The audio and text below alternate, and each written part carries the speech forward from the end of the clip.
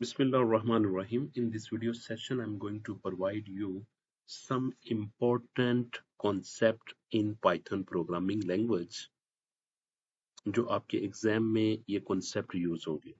तो आप देखिएगा इस concept को हम कैसे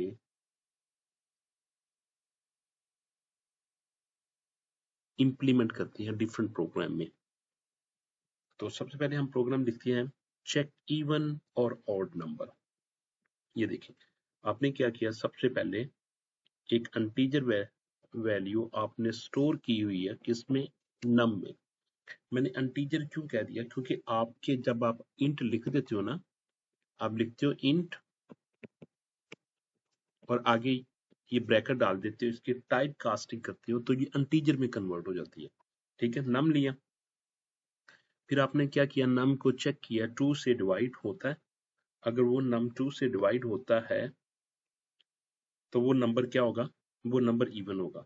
यानी कि अगर मेरे पास नंबर 48 आएगा तो मैं 48 को जब 2 पे डिवाइड करूंगा तो इसका आंसर 24 टाइम्स 2 48 आएगा, बाकी रिमाइंडर क्या बचेगा, 0 बचेगा।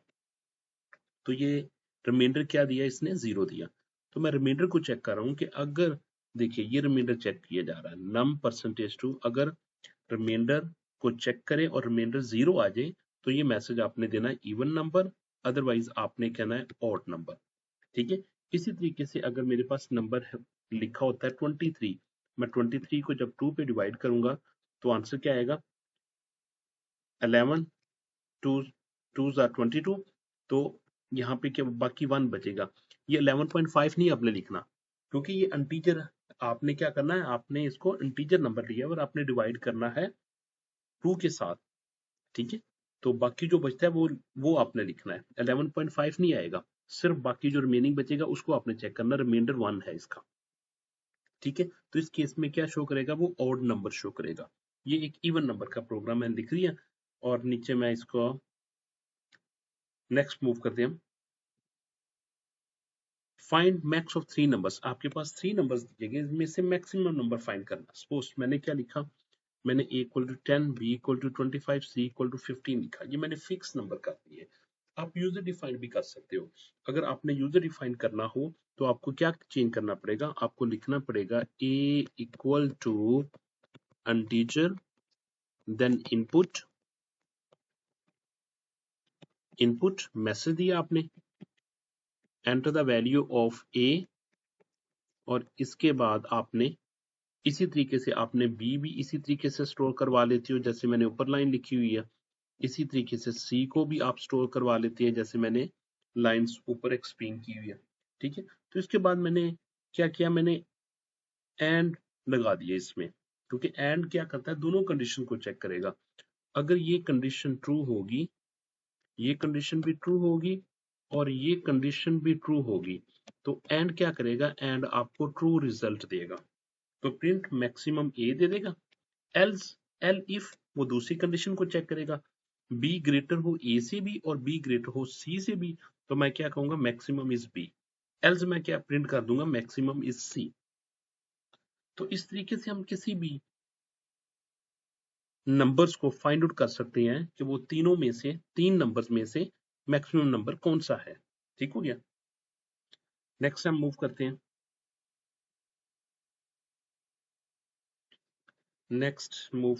तो ये चेक प्राइम नंबर आता है। इसमें आपने क्या करना है, प्राइम नंबर चेक करना है कि आपका वो प्राइम नंबर है, यानी ये मैंने फंक्शन के थ्रू सॉल्व किया हुआ है। तो मैंने क्या लिखा हुआ है, नम इक्वल टू, नहीं ये मैंने फंक्शन के थ्रू, ये मैंने सिंपल लिखा हुआ है। ठीक है, फंक्शन के थ्रू नहीं लिखा। Num equal to integer input enter number, ये आपका नंबर स्टोर कर देगा किसमें, नम में। सपोज आप नंबर स्टोर करते हैं इसमें 19। ठीक है, is prime equal to true. By default ये क्या कह रहा है, ये एक वेरिएबल लिया हुआ इज प्राइम, कोई भी वेरिएबल ले सकते हैं, बुलियन वेरिएबल ले सकते हैं, आप फ्लैग ले सकते हैं, कुछ भी ले सकते हैं जिसमें बुलियन वैल्यू होनी चाहिए, या ट्रू आनी चाहिए या फॉल्स आनी चाहिए। बाय डिफॉल्ट मैंने इनिशियलाइज किससे किया हुआ है, ट्रू से इनिशियलाइज कर दिया। फिर मैं चेक करूं, इफ नंबर लेस देन 2 हो तो इज प्राइम में ऑटोमेटिकली क्या आ जाएगा, फॉल्स आ जाएगा। अगर नंबर 2 या 2 से ज्यादा हो तो फिर क्या करेगा, देखिए ये लूप लगाया मैंने, आई कहां से लेके कहां तक, 2 से लेके इंटीजर नम ऑफ 0.5 प्लस 1 तक। अब देखिए इसमें ये लूप स्टार्ट करेगा, 2 से स्टार्ट होगा और कहां तक मूव करेगा, ये मूव करेगा नम की पावर 0.5 0.5।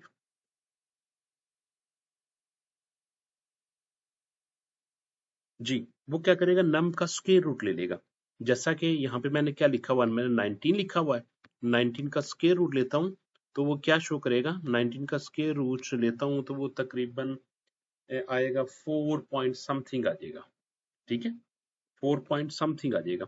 ठीक है, तो इंटीजर इंटीजर की वजह से आंसर क्या आएगा, 4 आएगा।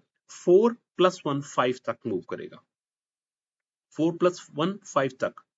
ठीक है, यानी रेंज में क्या लिखा जाएगा, 5 तक मूव करेगा। और रेंज में आपको पता है कि जो नंबर लिखते हैं उससे लेसर तक मूव करता है। इसका मतलब ये किसके लिए मूव करेगा, ये मूव करेगा 2 पे के लिए भी काम करेगा, 3 के लिए भी काम करेगा और 4 के लिए भी काम करेगा, 5 इसमें नहीं आएगा। तो क्या करेगा, ये चेक करेगा 19 को पहले 2 से डिवाइड करके देखें क्या इसका आंसर 0 आता है, रिमाइंडर इसका। 19 को जब मैं 2 से डिवाइड करूंगा तो ये बाकी इसमें 1 बचता है। ठीक हो गया, अब दोबारा लूप चलेगा। अब क्या करेगा, अब चेक करेगा 19 को 3 से डिवाइड करे और देखे चेक करे इक्वल टू 0 आता है तो 3 6 18 होता है, तो बाकी रिमाइंडर क्या बचेगा, रिमाइंडर 1 बचेगा। ठीक है, तो ये देखिए ये कंडीशन ट्रू नहीं हो रही। ठीक है, इसके बाद देखिए 19 को जब मैं 4 पे डिवाइड करूंगा ना तो इसका आंसर आएगा 16, 4 4 16, बाकी बचेगा इसका रिमाइंडर, रिमाइंडर वैल्यू आए, रिमेनिंग वैल्यू आएगी 3। बस ये यहां तक चेक करेगा, इससे आगे चेक नहीं करेगा। ठीक है, तो अभी देखिए जब इफ कंडीशन ट्रू नहीं होगी तो यहाँ पे क्या मिला है, इसको फॉल्स नहीं मिलेगा, ये कंडीशन भी नहीं मिलेगी, ट्रू चलेगी क्योंकि ये नम वाली कंडीशन ऊपर वाली ट्रू हुई नहीं है, 0 आया नहीं है, तो प्राइम में फॉल्स भी नहीं आएगा, तो बाय डिफॉल्ट क्या पड़ा होगा, ट्रू ही पड़ा होगा ना।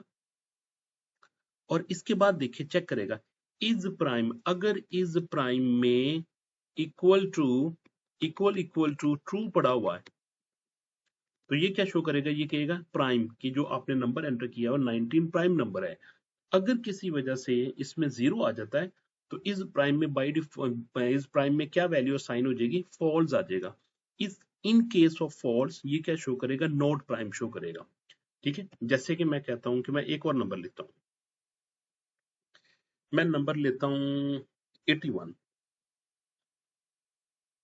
मैं 83 नंबर लेता हूं, 83 84 ले लेता हूं, चलिए 84 80 ले लेता हूं, जस्ट मैंने नंबर लिया 80।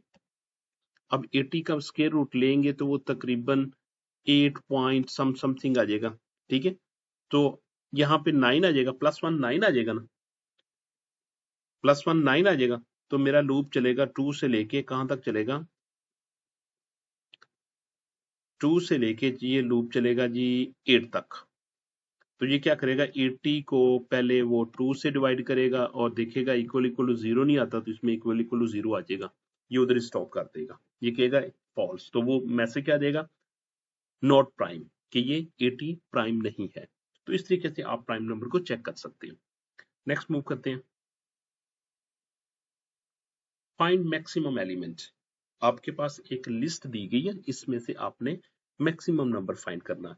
ये आपने नंबर्स इक्वल टू, ये आपने लिस्ट को इनिशियलाइज कर दिया, प्रिंट क्या कर दिया, मैक्सिमम वैल्यू, ये तो मैसेज था, और मैक्स ऑफ आगे जिस लिस्ट में पड़ा हुआ है उसका नाम लिख देंगे तो वो मैक्सिमम नंबर को शो कर देगा। ठीक है, ये प्रोग्राम नंबर 4 भी मैंने कर दिया। नंबर प्रोग्राम नंबर 5, 5 में क्या करते हैं, search in element in a list. आपने एक एलिमेंट को सर्च करना है फ्रॉम अ लिस्ट। नेम्स आपने दिए, ये आपने नेम दे दिए, अली, सारा, उस्मान, ये 3 नाम दे दिए, 3 दे दे, 3 भी दे सकते, इससे ज्यादा भी कर सकते, जितने भी। सर्च आपने क्या किया, इनपुट एंटर नेम लिखा और आपने सर्च लिया। ठीक है, अब देखिए यहाँ पे आपने इंटीजर क्यों नहीं लिया जी, यहाँ पे आपने इंटीजर क्यों नहीं लिखा, क्योंकि बाय डिफॉल्ट अगर मैं इंटीजर नहीं लिखता तो बाय डिफॉल्ट डेटा टाइप होती है वो डेटा टाइप टेक्स्ट होती है। ठीक है, तो इसलिए मुझे टेक्स्ट ही लिखना है, क्योंकि मुझे नाम ही सर्च करना है, तो नाम टेक्स्ट होता है। इफ सर्च, ये देखिए सर्च जो नाम लिखेंगे, सपोज आपने सर्च करना है अली, तो ये क्या लिखेगा, ये कहेगा इफ अली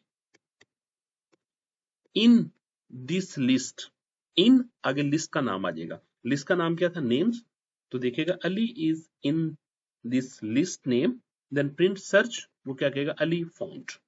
अगर नहीं होगा तो वो क्या कहेगा, सर्च में क्या करेगा कि सर्च अली नॉट फाउंड, कि अली फाउंड नहीं होगा।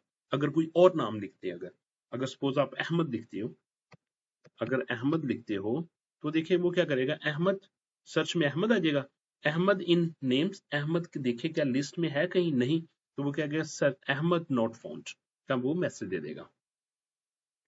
नंबर 5, नंबर 6 तरफ मूव करते हैं हम। एरिया एंड पेरीमीटर कैलकुलेट करना, अपने फंक्शन के थ्रू एरिया और पेरीमीटर कैलकुलेट करना। तो हमने यहाँ पे जब भी हमने फंक्शन लिखना होता है, हम कीवर्ड लिखते हैं डिफाइन से, डिफाइन करने जा रहे होती है आगे फंक्शन का नाम। ये देखिए एरिया रेक्टेंगल, याद रखें आपने वेरिएबल के दरमियान स्पेस नहीं देना, यानी कि आप फंक्शन का नाम ये नहीं रख सकते एरिया स्पेस रेक्टेंगल, ठीक है, ये आपने नहीं करना, मैं आपको बता रहा हूं, ये स्पेस नहीं देना, ठीक है। तो स्पेस को कवर अप करने के लिए मैंने अंडरस्कोर यूज किया हुआ, ठीक है, क्योंकि ये सिंगल नेम होता है। लेंथ, ये फर्स्ट पैरामीटर, ये सेकंड पैरामीटर, ये क्या करेगा, रिटर्न करेगा लेंथ टाइम विड्थ, इनको मल्टीप्लाई करके जहां से ये फंक्शन आया होगा वहां पे ये इसका आंसर रिटर्न कर देगा। पेरीमीटर में क्या होता है, पेरीमीटर में return 2 times length plus width को ऐड करें और मल्टीप्लाई कर दे 2 के साथ, तो इस तरीके से हम पेरीमीटर कैलकुलेट करते हैं और ये भी रिटर्न करेगा। Define area square, square calculate करने के लिए मुझे क्या करना पड़ेगा, साइड को साइड से मल्टीप्लाई कर दूंगा तो वो एरिया फाइंड हो जाएगा, ठीक है। पेरीमीटर स्क्वायर की फाइंड करने के लिए मुझे क्या करना पड़ेगा, 4 टाइम साइड से मल्टीप्लाई कर दूंगा, क्योंकि वो स्क्वायर होता है, चारों साइड इक्वल होती है, तो इसलिए 4 टाइम साइड से मल्टीप्लाई कर दूंगा तो उसकी रिटर्न कर देगा, उसकी पेरीमीटर रिटर्न कर देगा।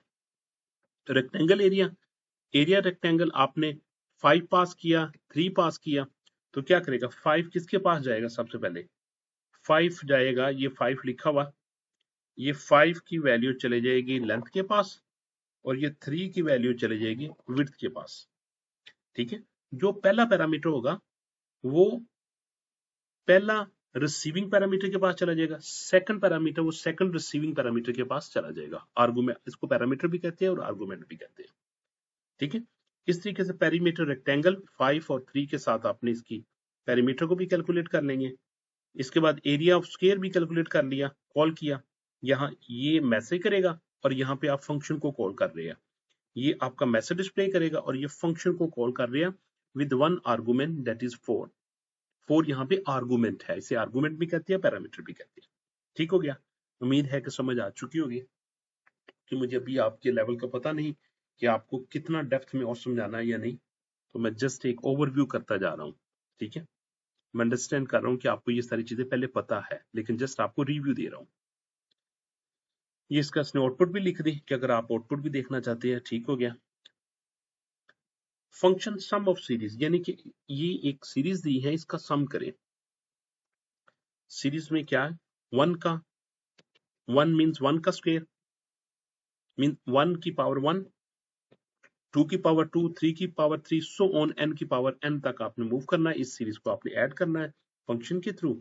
सीरीज n, ये उसमें नंबर होगा, अगर आप नंबर आप 5 एंटर करेंगे तो ये क्या करेगा, 1 की पावर 1 प्लस 2 की पावर 2 प्लस 3 की पावर 3 प्लस 4 की पावर 4 प्लस 5 की पावर 5, तो इसको सॉल्व करेगा, टोटल इक्वल टू 0 लेके आएगा, क्योंकि जब भी हम सम करना होता है तो बाय डिफॉल्ट इनिशियलाइज वैल्यू 0 के साथ करनी होती है, और जब हमने मल्टीप्लाई करना होता है तो by default initialisation value should be 1, पर आई इन रेंज 1 से मूव करेगा, और कहां तक मूव करेगा, n+1। क्यों n+1 लिखा है, क्योंकि ये रेंज में जो लास्ट वैल्यू होती है वहां से लेसर तक मूव करता है। अगर मैं n लिखूंगा तो इसका मतलब वो n-1 तक मूव करेगा, क्योंकि मैंने n यूज करना है तो इसलिए मुझे n+1 लिखना पड़ा।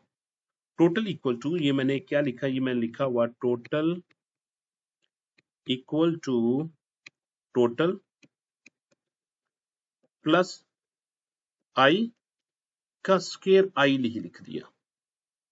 आई को अगर मैं डबल एस्टिक लिख दूंगा तो ये इसकी एक्सपोनेंशियल पावर में चला जाता है, आई की पावर एक्सपोनेंट में होती जाएगी।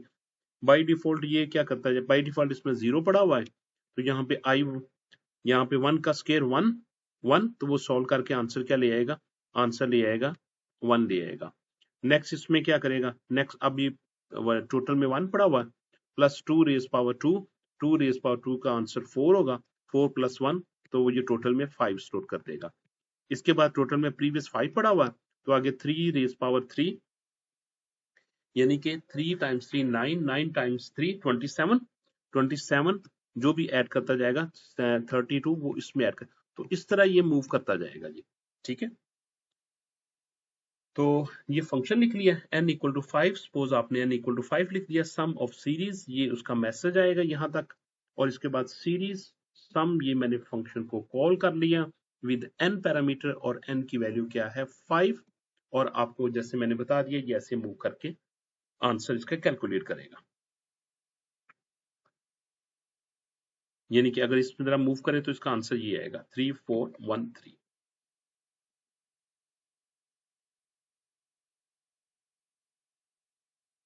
Programme number 8 factorial using a loop, आपने फैक्टोरियल कैलकुलेट करना है यूजिंग अ लूप को यूज करते हुए, ये भी फंक्शन के थ्रू किया, फैक्टोरियल n लिखा, ये फंक्शन का नाम क्या है फैक्टोरियल, पैरामीटर एक पैरामीटर ले रहा है जो कि n है, रिजल्ट इक्वल टू 1, इसमें रिजल्ट इक्वल टू 1 क्यों मैंने यूज किया, क्योंकि आपको मैंने बताया हुआ है कि रिजल्ट इक्वल टू 1, क्योंकि मैंने मल्टीप्लाई करना है तो मुझे 1 से इनिशियलाइज करना पड़ेगा।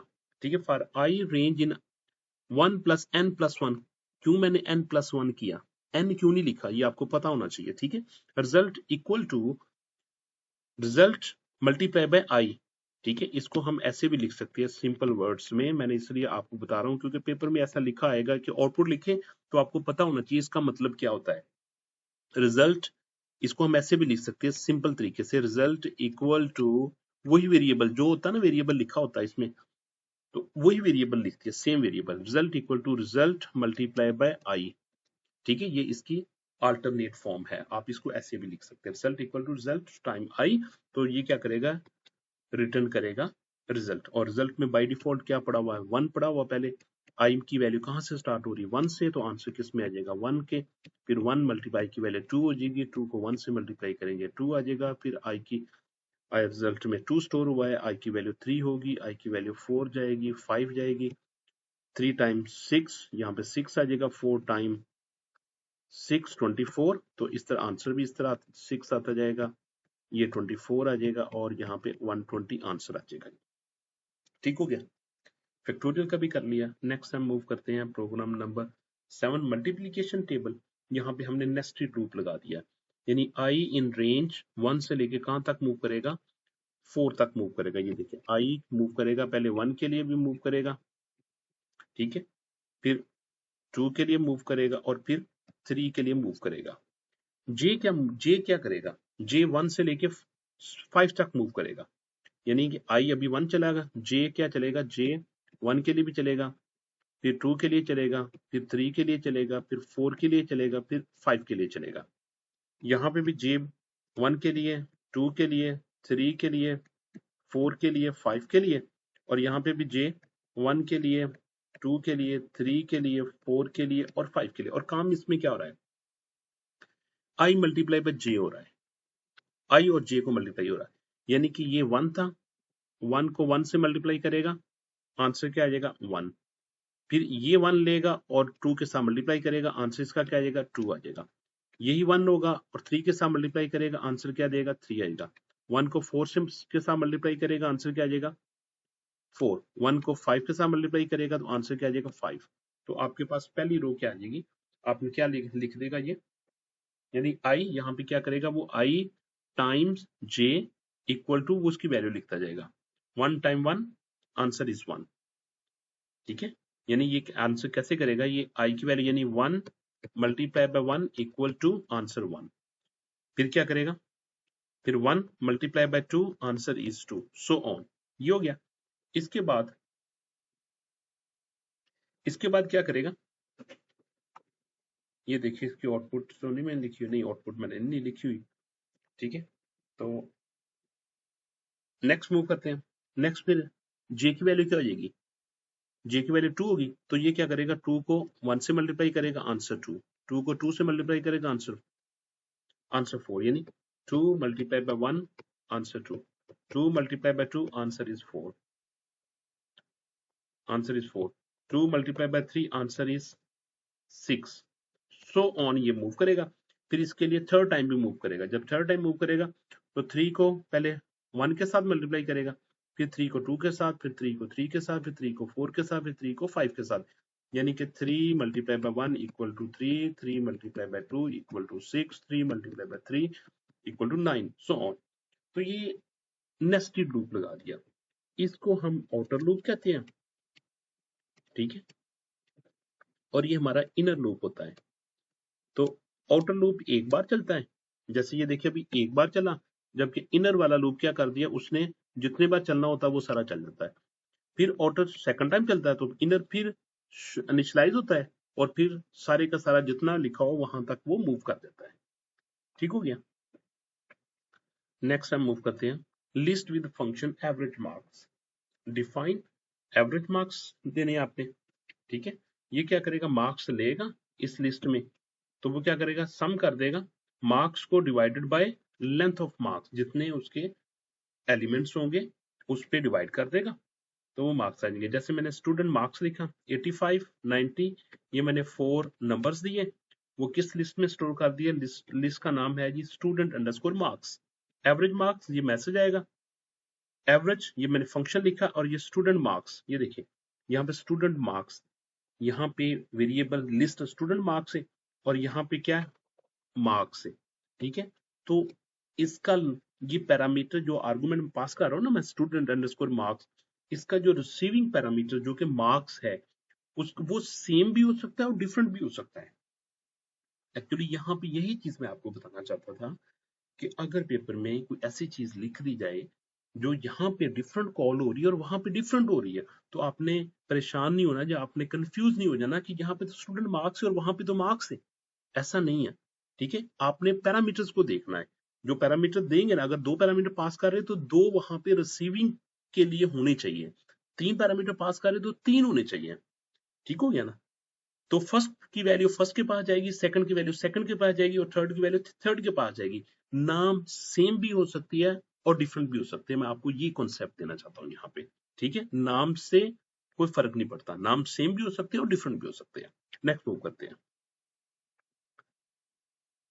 लिस्ट रिवर्स एंड सॉर्ट, ये क्या करेगी, इसको रिवर्स कर देगी, नंबर्स डॉट रिवर्स, ये इसको रिवर्स में लिख देगी, यानी क्या लिखेगी, 4 1 7 3 9 के तौर पर ये आ जाएगा आपके पास, 4 फिर 1 फिर 7 फिर 3 फिर 9, रिवर्स नंबर ये आपको रिवर्स नंबर शो कर देगा। सॉर्ट फिर इसको सॉर्ट नंबर्स करके, सॉर्ट नंबर पहले 1 शो करेगा, फिर 3 करेगा, फिर 4 करेगा, फिर 7 करेगा, फिर 9 शो कर देगा।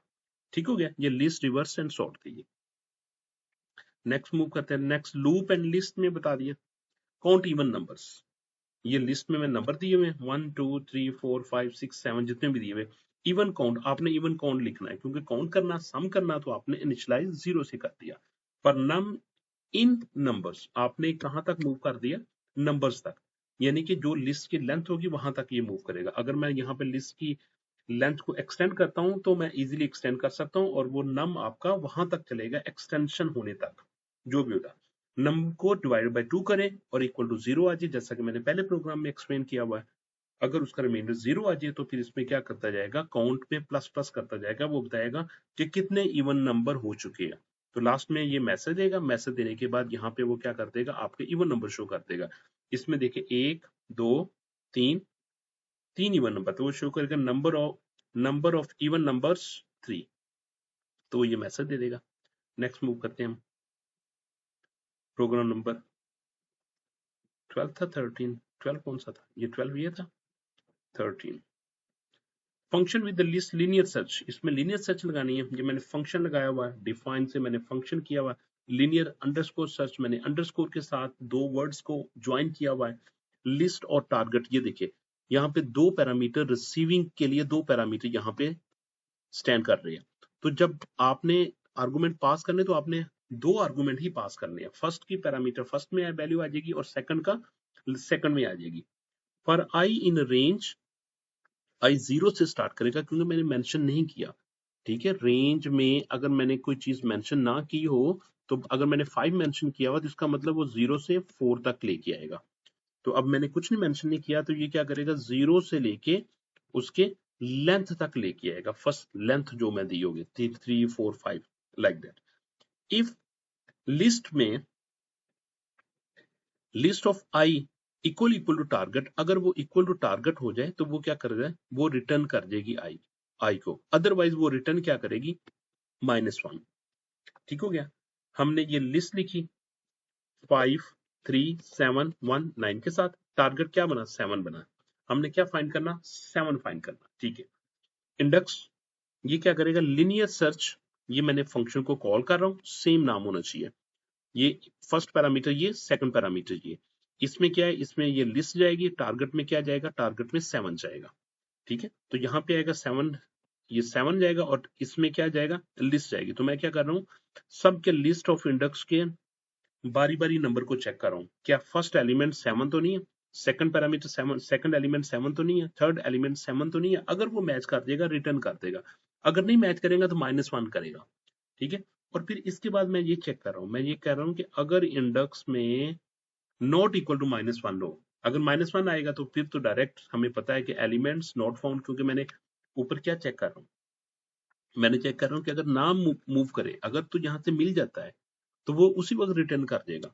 वो इस स्टेटमेंट के पास आएगा भी नहीं, इसके पास उस वक्त आएगा जब ये लूप क्या हो चुका होगा, ये लूप सब का सब एग्जीक्यूट हो चुका होगा, तो फिर रिटर्न के पास आएगा और -1 भेजेगा। और -1 मैंने देखा है कि इंडेक्स में नॉट इक्वल टू -1, अगर -1 ना हो तो elements found at index, index पे आप कोई भी लॉजिक लगा सकते हो, आप 0 भी सेंड कर सकते हो, ये आप ट्रू और फॉल्स भी रिटर्न करवा सकते हो। ठीक है, तो आप उसको चेक कर सकते हो कि आपने उधर से क्या भेजा है। ठीक है, कि जब फाउंड ना हो तो कौन सा बुलियन वैल्यू भेज रही है, तो उसको आप देख लिए, तो आपने उसके लिहाज से आपने उसको मैनेज कर लिया। यानी कि फाउंड के लिए कब फाउंड होगा और कब वो फाउंड नहीं होगा। ठीक है, ठीक हो गया जी। नेक्स्ट मूव करते हैं हम लिस्ट मैट्रिक्स एडिशन। यहाँ पे लिस्ट मैट्रिक्स एडिशन कर रहा हूं मैं, addition two matrices using nested list. यहाँ पे ए लिस्ट, ए मैट्रिक्स है, यहाँ पे बी मैट्रिक्स है, रिजल्ट किस में आ रहा है, यहाँ पे वो रिजल्ट को शो कर रहा है। रिजल्ट बाय डिफॉल्ट वो उसने क्या शो कर दिया, इनिशियलाइज कर दिया 0 0 के साथ। नेस्टेड लूप लगाया, 0 से स्टार्ट होगा, 0 के लिए मूव करेगा और 1 के लिए मूव करेगा, जे भी 0 के लिए मूव करेगा और 1 के लिए मूव करेगा, और रिजल्ट क्या करता जाएगा, पहले 0 0 0, आई की वैल्यू 0 होगी, आई की वैल्यू 0 होगी, इसकी वैल्यू भी 0 होगी, आई की वैल्यू स्टिल 0 होगी, आई की वैल्यू 1 हो जाएगी, इसकी वैल्यू 0 हो जाएगी, इसकी वैल्यू 1 हो जाएगी, फिर इसके बाद इसकी वैल्यू 1 हो जाएगी, इसकी वैल्यू 0 हो जाएगी, ये 1 आ जाएगी, 0 हो जाएगी, ये वैल्यू 1 हो जाएगी, 1 1 1। इन सारी वैल्यू को क्या करता जाएगा, आप वो वैल्यू को रिजल्ट इकट्ठा करेगा और रिजल्ट में वो एड अप करता जाएगा। और इस तरीके से हमने क्या कर दिया, print matrix addition result show कर दिया और यहाँ पे हमने लूप लगा दिया जी, रो इन रिजल्ट, जितनी रो है उसकी वहां तक जाएगा और वो क्या करता जाएगा, प्रिंट रिजल्ट, वो क्या करेगा, इसको कॉल करेगा और वो रिजल्ट प्रिंट करता जाएगा।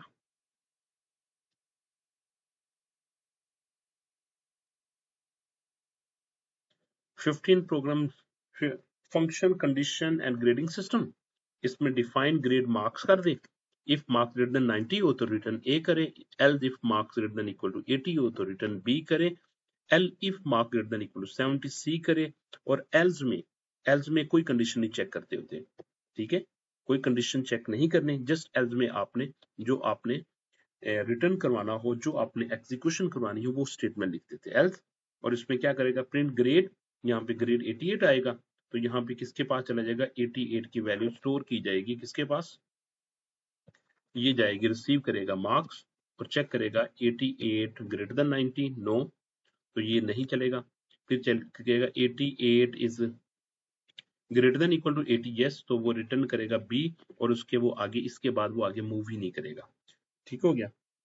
और फिर मैं लास्ट में आई वांट टू से thanks and if you have any question, please you can send me written right on the comments. अगर आपको ये चाहिए होगा तो आप ऐसा करें, मेरे चैनल पे जाकर ना ईमेल ले लें, वहां पे मुझे ईमेल करें, फिर मैं आपको इसका लिंक सेंड कर दूंगा। तो आप, मेरा ईमेल है shahzad.skystar star@gmail.com। आप मुझे इस पे ईमेल करें, मैं आपको ना एक शेयरेबल लिंक सेंड कर दूंगा, तो आप उसमें से इसको एक्सेस कर सकते हैं। थैंक यू, जज़ाकल्लाह खैर।